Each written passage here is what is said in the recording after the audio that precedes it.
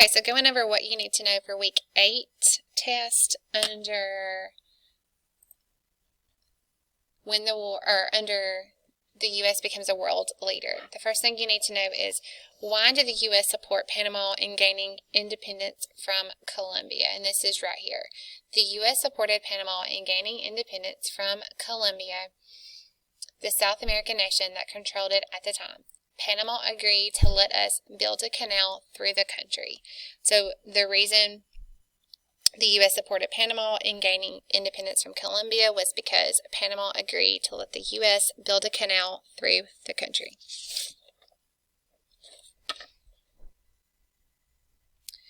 Okay, the second thing you need to know on your test is, let's see. So you're going to be given this image again. We looked at this on Monday in class. So you're going to be given this image. You need to know what this picture means. The age of imperialism was a time when the U.S. became a world power. What is the most likely reason the artist chose an eagle for this cartoon? So specifically, you need to know that the eagle is our national bird and it represents the U.S. So that is why the eagle is standing on top of the U.S. with his wings spread out over the U.S. That it is our national bird and it represents the U.S. Therefore, that's why, more than likely, this is why the artist chose this for the cartoon. Also, with this picture, it says, based on your observations of the cartoon, what point of view does the artist most likely have about the United States? Well, we talked about this in class. Because the eagle is showing its wings, it's spreading its wings over the entire United States. We talked about having like ownership and being powerful and being protective over it. So it is trying to tell us that the United States is powerful. So the eagle is representing power for the United States. So the United States is powerful. Okay, the next thing you need to know is under American imperialism. What was one effect the American imperialism had on the world? So right here at the very top, it tells us that the period after the Spanish-American War was marked by imperialism. This is the extending of American influence over other nations of the world. The United States took control over many areas in the Caribbean and the Pacific during this period. So this is what you need to know. You need to know that the United States took control over many areas in the Caribbean and the Pacific. This was one effect that American imperialism had on the world. Okay, scrolling down a little further, pro-imperialism.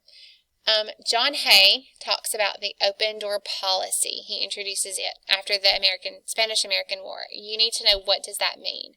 The open door policy means that the policy said that there should be an open door for nations wanting to trade with China. So that's all this means. That John Hay was President Roosevelt's Secretary of State. He was another imperialist who introduced the open door policy after the end of the Spanish-American War. And what that policy stated was that there should be an open door for nations wanting to trade with China.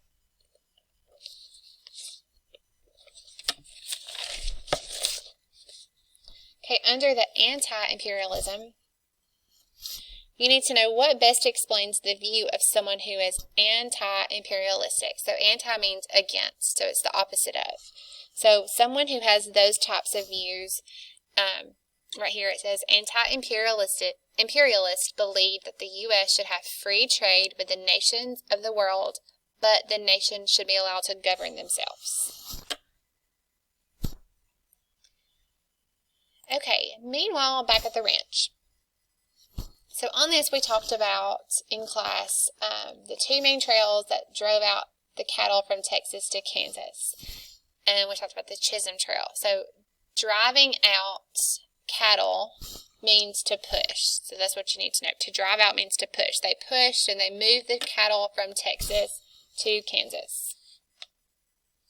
Okay, also right here under meanwhile at the back on the ranch, you need to know, what was the main reason cowboys drove their herds from Texas to Kansas during the later 1800s? So we talked about this in class as well.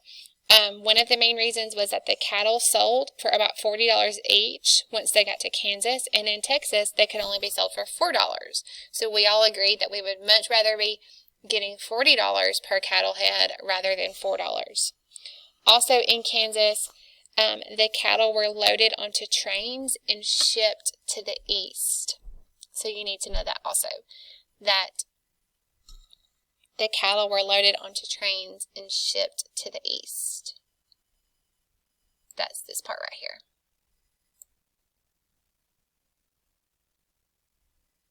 So both about the cattle being sold for $40 each and that the cattle were loaded onto trains and shipped to the east. Okay, under Homer Plessy and equal rights. It says, in 1892, Homer Plessy sat in the whites-only car of the East Louisiana Railroad. He was part African American. What was an effect of his action? So after Homer Plessy did this, the effect was that he refused to move and he was put in jail. So you need to know that. He refused to move and he was put in jail. Then the last thing you need to know is under Hawaiian Harbor. Where was the stopping place where coal-powered ships would stop and refuel on the way to and from Asia? So where they stopped and refueled at right here, it says if you look at the map, you can see that Hawaii would be a good stopping place on the way to and from Asia if a ship needs repairs. So right here, Hawaii was a good middle way. So this is where they stopped, was Hawaii. And this is all called the Hawaiian Harbor. They stopped right here in Hawaii.